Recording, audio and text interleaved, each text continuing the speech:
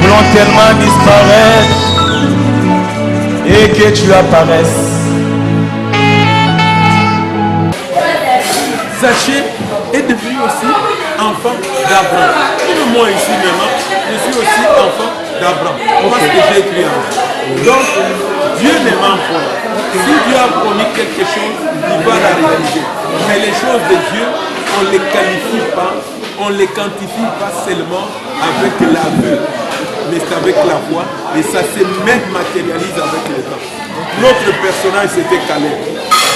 Bon, je prendrai d'abord Moïse. Moïse est élevé au palais royal. Comme les rois, les pharaons n'avaient pas d'enfants mâles, alors il a voulu profiter de l'enfant de son enfant, c'est-à-dire l'enfant que son enfant a adopté pour pouvoir devenir héritier sur les trônes d'Égypte pharaonique. Mais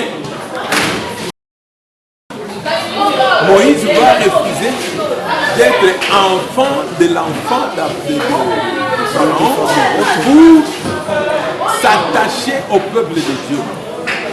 C'est ainsi que vous allez voir que Moïse a tué un juif pour défendre un Israélien. L'affaire va être connue, il va fuir, il va aller à Madian, et c'est de Madian que Dieu va lui dire, je vous choisis pour libérer mon peuple. Donc, vous comprenez, il y a des étapes. Moïse a pris le risque de refuser les palais royaux pour aller vivre avec des personnes pauvres, des esclaves, mais parce qu'il voyait loin. Les chrétiens doivent voir loin. Les chrétiens ne doivent pas voir les choses donc instantanément. Ils doivent voir avec les yeux de l'esprit. Donc, Moïse avait compris que ce peuple va hériter de la vie éternelle. Au lieu d'être ici roi pour quelques dizaines d'années, autant être du côté de Dieu. Et Moïse a eu le privilège d'être parmi les libérateurs du monde. Moïse a libéré le peuple de Dieu qui était les Juifs en Égypte. Mais Moïse était le reflet du libérateur, pas un simple libérateur, mais sauveur, Jésus-Christ. Il a libéré Israël de la main des Égyptiens, de la main du Pharaon, mais Jésus, le sauveur, libère le monde entier. Il n'y a pas un autre sauveur en dehors de Jésus. Voilà les privilèges que nous pouvons considérer comme étant les retombées d'avoir osé. Parce que quand on dit oser, c'est prendre les risques. Il y a une attaque que personne ignore où il est dit, c'est lui qui risque, le risque vient. Mais quand vous risquez, il faut sous-peser les risques et les conséquences. Mais quand c'est Dieu, c'est à Dieu que vous êtes connecté, les risques qu'on prend pour Dieu, c'est toujours positif. Parce que tous les personnages dont nous avons parlé ici, nous parlons à David, les jeunes David a pris les risques d'aller affronter les géants Goliath. Mais même les rois Saül savaient bien que Goliath, on ne joue pas avec. C'était un grand guerrier, tout le monde connaissait les exploits de Goliath. Mais David a dit, à cause de mon peuple, je prends les risques. Il a pris les risques, calculé, mesuré.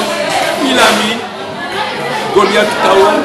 Il a libéré les peuples d'Israël de main des Philistins.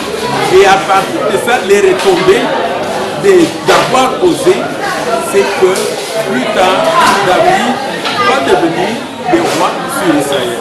Et si nous poussons dans le Nouveau Testament, et même Caleb, quand les espions qui étaient envoyés à Canaan, les 12 espions qui étaient envoyés à Canaan pour espionner la ville, sonder la ville, et faire les rapports à Moïse, sur 12, 10 sont venus donner un rapport décourageant. Ils ont donné un rapport décourageant. Mais les deux on dit non, ce que Dieu, notre Père, a dit est vrai. C'est vrai, nous avons trouvé des géants. Mais que nous allons prendre possession de cette cité, nous y allons. Or, dans les discours des 10 autres esprits, c'était la manière de décourager les peuples pour que les peuples rentrent en Égypte. Nous, chrétiens, quand nous avons cru en Jésus, quelles que soient les difficultés, nous ne pourrons plus rentrer dans le monde. Nous devons focaliser tous nos efforts sur le Seigneur. Parce que tu vas passer. Ce matin, nous venions d'apprendre que l'homme de Dieu, Baruch Kassongo, est parti.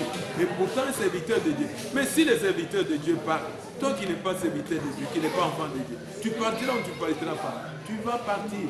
Mais la question, c'est de savoir où est-ce que tu vas terminer ton éternité. Parce que nous passerons la fin de nos jours sur la terre quelque part. C'est ça le plus. Merci, pasteur Jacques Matadi. Que Dieu vous bénisse. Amen. Amen. Merci.